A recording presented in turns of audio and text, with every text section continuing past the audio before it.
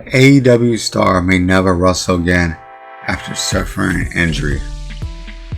On the 27th episode of the AEW Rampage, former best friends Trent Beretta and Chuck Taylor went head-to-head in a violent parking lot brawl. The hard-hitting and bloody encounter saw Beretta ultimately trump over Taylor, leaving their friendships in shambles. Unfortunately, it appears Taylor may never wrestle again after suffering a career injury. On May 1st of AEW Dynamite, Orange Cassidy revealed that Chuck Taylor will never wrestle again following his brutal match against Trent Beretta on AEW Rampage, and it was added that Trent would require surgery, but many fans hoped that it was part of the storyline. But according to Dave Meltzer of the Wrestling Observer newsletter, Chuck Taylor's storyline injury is in fact legitimate. The current belief is that Taylor may not be able to wrestle again, as the nature of injury is likely career-ending.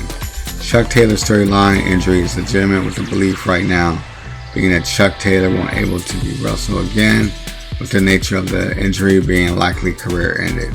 All I say is good well, and well wishes to Chuck Taylor in a speedy recovery. TNA star shuts down troll following Sky Blue inappropriate behavior. And during the last ROH tapings, some of the fans attended, directed in the front row, made little comments towards Sky Blue, along with derogatory remarks about her parents throughout the match. Despite attempts for those nearby to stop him, his behavior escalated, causing referee Aubrey Edwards and security personnel to intervene. Witnessing everything, Sky Blue left the ring swiftly. Later during AEW Dynamite, Saraya addressed the issue by stringing out several veterans involved, labeling them as perverse and creeps for inappropriate behavior. Many of Sky Blue's peers came to defense, including WWE superstar Chelsea Green. However, after the incident, another troll took shot to Sky Blue about showing off their bodies, having proper conduct, according to them. Some follow advice from Sky Blue and fellow wrestlers. Stop showing so much ass. Try to look at it like a fighter than a stripper. The fishnets and fucking corny. You're making all these nerds comfortable. The IG thirst traps, the OF or anything like that is enabling them to think you're a piece of meat. Your fucking snowflakes is bad. Ask black wrestlers what they had to deal with back in the days. I'm not making excuses. I'm just pointing out the obvious, so you can go fuck yourselves. Feminist was about y'all having a fair shot at doing what men do, not discrimination, not showing more ass. It caught the attention of TNA star Giselle Shaw, who took the X to blast the guy as well. Here's what she said. Here's some advice. WTF, does showing a lot of ass have to do with wrestling?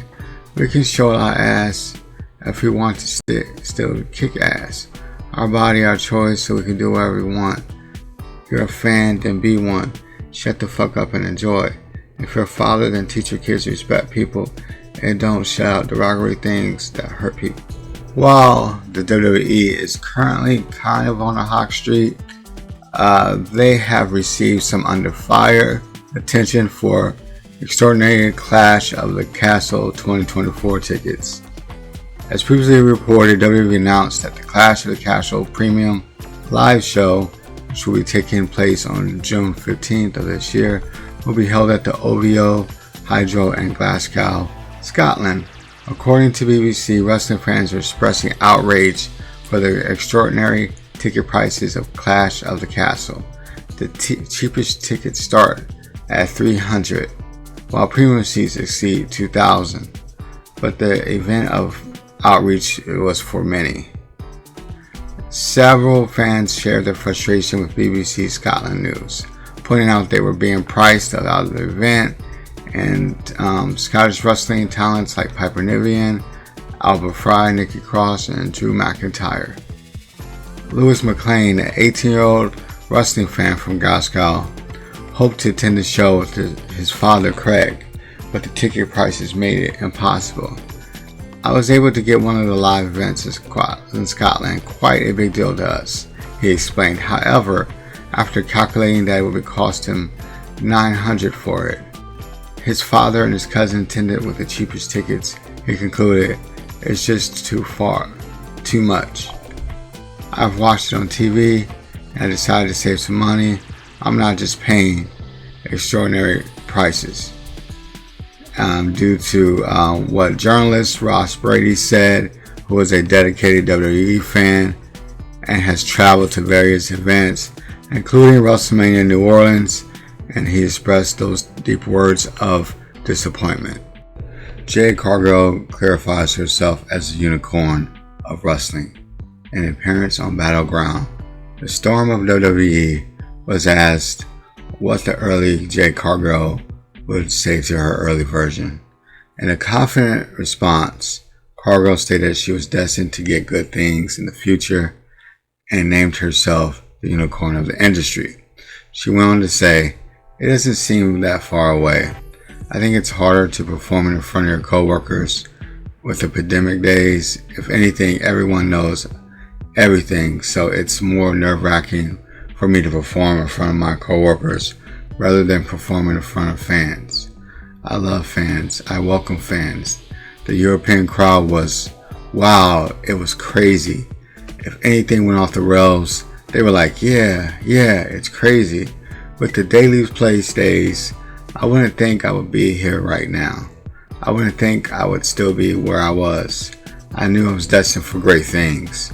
I knew that I was the unicorn of wrestling right now. Would I think I would be in this position? No. But I knew I was destined for great things. When asked about getting unicorn on her merchandise, she said hilariously she would have to get the New Day to clear it for her.